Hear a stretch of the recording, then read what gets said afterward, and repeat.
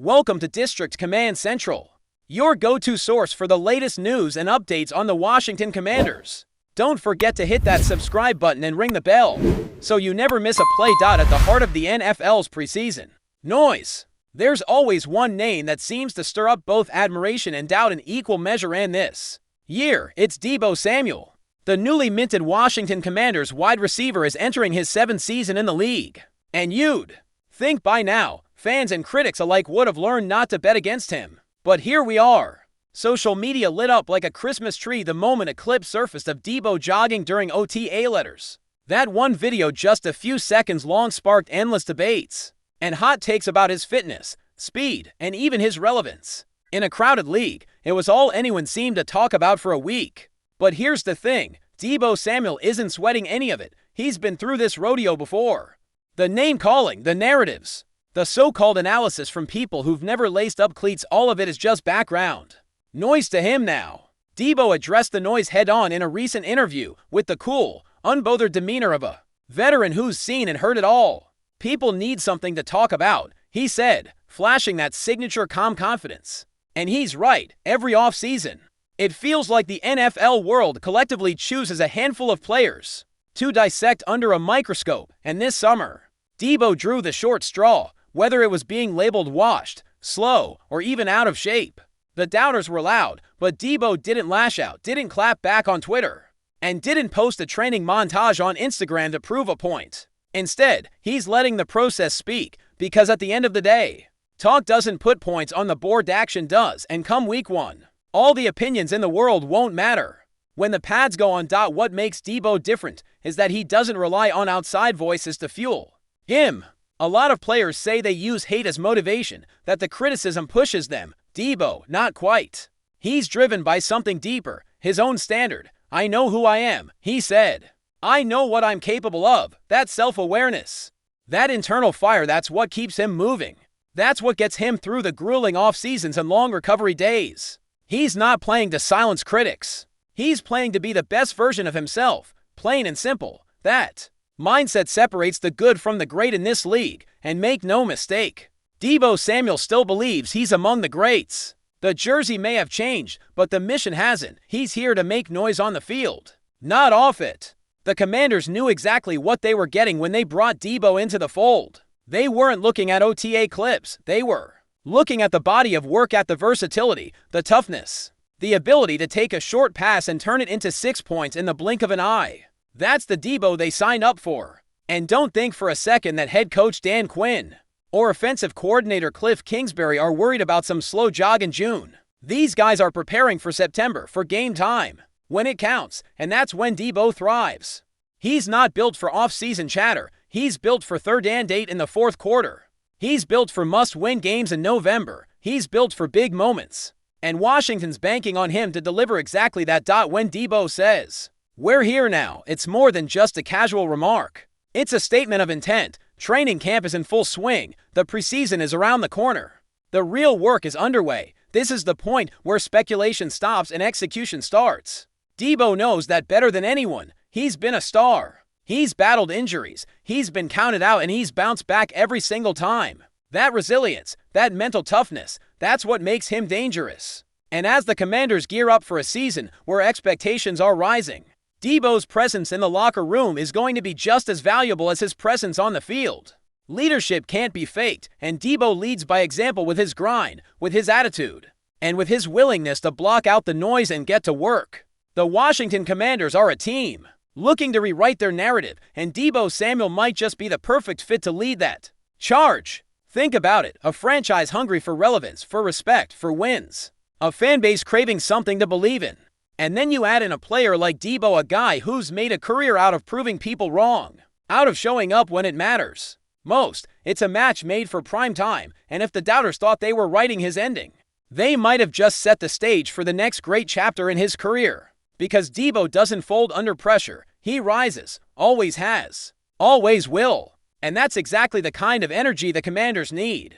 If they're serious about turning the page in 2025, let's not forget what makes Deebo so dangerous. He's not your typical wide receiver. He's a positionless weapon, capable of lining up anywhere on the field. One play, he's burning corners on a slant. The next, He's taking a handoff from the backfield and trucking linebackers like a running back. That versatility is rare, and it's exactly what makes him a nightmare for defensive coordinators. You can't scheme for someone who doesn't fit in a box. And that's why the Commanders' offense has the potential to be electric this season. With Cliff Kingsbury calling plays, and with a renewed Deebo looking to make his mark, this unit could surprise a lot of people. They've got speed, size, and now a proven playmaker who knows how to flip a game with a single touch. There's something poetic about the way Deebo carries himself. He's not loud, but he's not silent either. He speaks when it matters. And when he does, there's weight behind every word. That's why his recent comments hit home. He's not looking to win the internet. He's looking to win games. And in a league that too often focuses on narratives and drama, it's refreshing to hear a guy say, "Put the pads on, strap the helmet up, and let's see who's who." That's real football talk. That's Deebo talk. And when the lights come on this fall, don't be surprised if he's the one stealing the spotlight. Because for all the off-season noise, when it's time to play, Deebo doesn't talk, he shows. As the countdown to kickoff continues, all eyes will be on the Commanders. They've got a new look, new energy, and new weapons. But perhaps none are more important than Deebo Samuel. Not just because of what he brings statistically, but because of what he represents, a player who's been through it, who's been doubted, and who's still standing. That kind of presence matters in a locker room. It matters in crunch time. And it's the kind of thing that could turn Washington from a team with potential into a team with results. So let the critics talk. Let the analysts speculate. When the whistle blows and the ball is snapped, Deebo Samuel will be exactly where he's always been, right in the middle of the action, reminding everyone that real players don't need to prove anything online.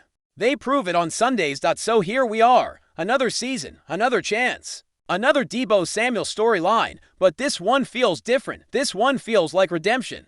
Not just for Deebo, but for a franchise that's been longing for a player to rally around, a guy who embodies grit, hunger, and unshakable confidence. That's what Deebo brings to Washington, and as training camp rolls on and the preseason looms, the noise will only get louder. But if there's one thing we've learned over the years, it's this: never mistake silence for weakness. Deebo Samuel may not be talking much right now, but when the games begin, he's going to do what he's always done: run hard, hit harder, and make sure the only thing anyone's talking about is what he just did on the field. And that, my friends, is the real narrative. If you're enjoying the coverage, make sure to smash that like button and drop a comment with your thoughts on the Commanders' latest moves. We want to hear from you. There's been a buzz swirling through the corridors of power and the sports world, alike a quiet but increasingly loud murmur that could shake the foundations of the NFL. According to several insiders close to both camps, a highly confidential meeting has been scheduled between Donald Trump and Josh Harris, the billionaire owner of the Washington Commanders. What's got everyone talking isn't just the meeting itself, after all. Trump has long mingled with the powerful elite of sports, but what's supposedly on the table? Rumors suggest Trump is interested in aligning himself more closely with the NFL, and more specifically, offering promises and support that could transform the future of the Commanders franchise. While the precise nature of the conversation remains under wraps, multiple sources have hinted at discussions involving infrastructure, policy incentives, and even high-level lobbying that could benefit the team. The political and financial implications here are vast, with Washington, D.C. as the perfect backdrop for this intriguing drama. The mere idea of Donald Trump meeting with Harris, who has only recently taken the reins of the Commanders after a high-profile acquisition in 2023, is enough to send tremors through both the political and sports ecosystems. Harris, a Wharton and Harvard Business School graduate, is no stranger to dealing with billionaires and power brokers. But a meeting with the sitting president of the United States, who also happens to be one of the most polarizing figures in recent memory, brings an entirely different weight to the table. Trump, well aware of the sway sports hold over public sentiment, is allegedly keen on tying himself to a major NFL success story. And Harris? He's never been one to shy away from bold, ambitious ventures. Some are speculating this could be about federal funding for a new stadium or training complex, something that would significantly raise the franchise's stature and profitability. Those close to Harris say he has always been driven by a desire to elevate every franchise he touches into elite status, from the 76ers to the Devils and even across the Atlantic with Crystal Palace. Harris has injected resources and vision, but the NFL, especially the Washington Commanders, is a different beast. The franchise has long struggled with identity, fan engagement, and consistent performance. Trump's supposed involvement could signify more than just support. It could mean political muscle, being flexed in ways never seen before in the NFL. Reports indicate that Trump is prepared to help fast-track approvals, unlock federal partnerships, and even get personally involved in reviving the team's image, if true. That kind of support could be a game-changer for Harris, who might be looking to make the Commanders his crown jewel. In the sports world, insiders are whispering about a potential Commanders renaissance, with Trump promising more than just lip service. It's said that the president is willing to lend political influence to create a favorable climate for sports investments, especially those that intersect with American pride, veterans initiatives, and local economies. With the Commanders playing in the nation's capital, the symbolism isn't lost on anyone. Trump sees the team not just as an entertainment venture, but a potential tool for national identity and unity wrapped in red, white, and blue. If these rumors prove accurate, it could mark the first time a sitting president actively facilitates franchise development to such a direct extent. Harris, always shrewd and forward-looking, might just be seizing an unprecedented opportunity to elevate the team into both a sporting and cultural powerhouse. Still, the timing of the meeting raises eyebrows.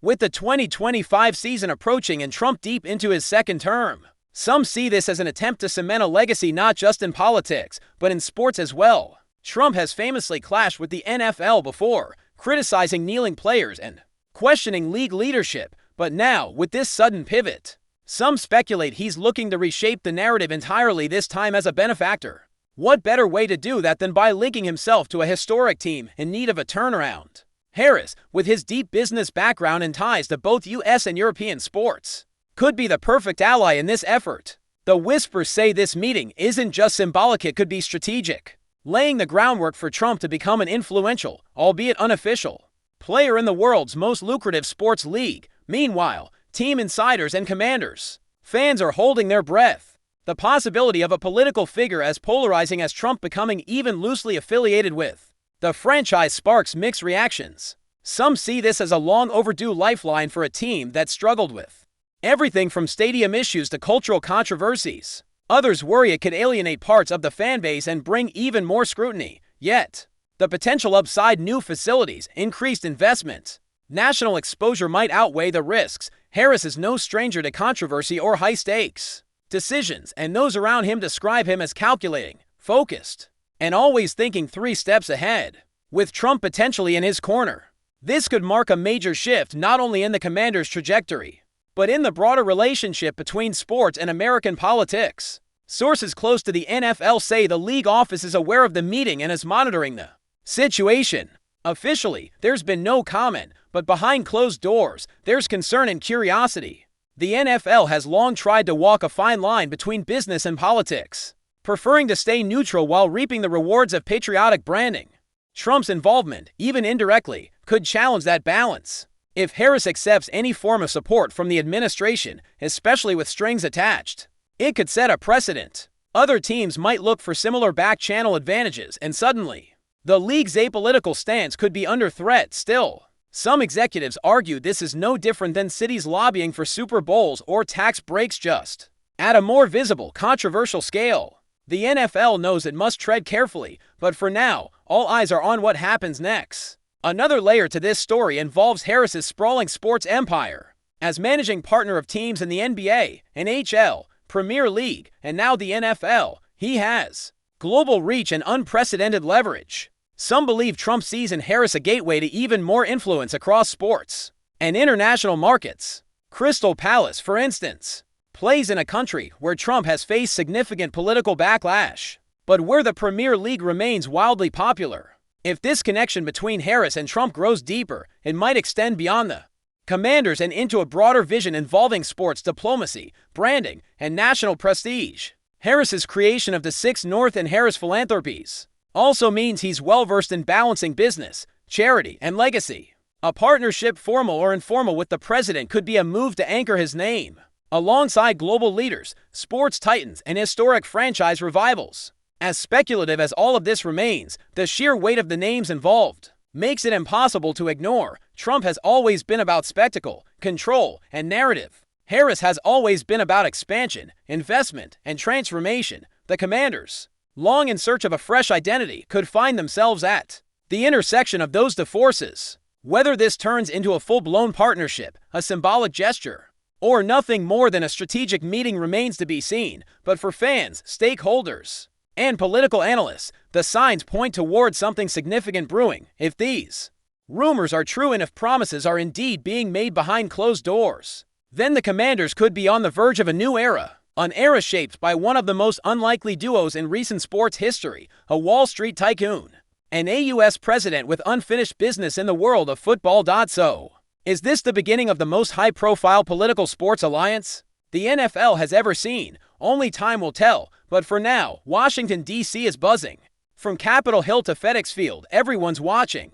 The potential for a Trump-Harris alignment is both thrilling and unsettling, depending on who you ask. For Harris, it might be the ultimate power play, leveraging a presidency to accelerate his vision for a team with untapped potential. For Trump, it could be the legacy move no one saw coming, a chance to reinvent his relationship with the NFL and ingrain himself into American sports culture permanently. Regardless of what happens next, one thing's certain: this isn't just about football. It's about influence, image, and ambition on a scale the NFL and perhaps the country has never quite seen before. The whispers are growing louder, the pieces are being set, and the Washington Commanders might just be the board on which this new game is played.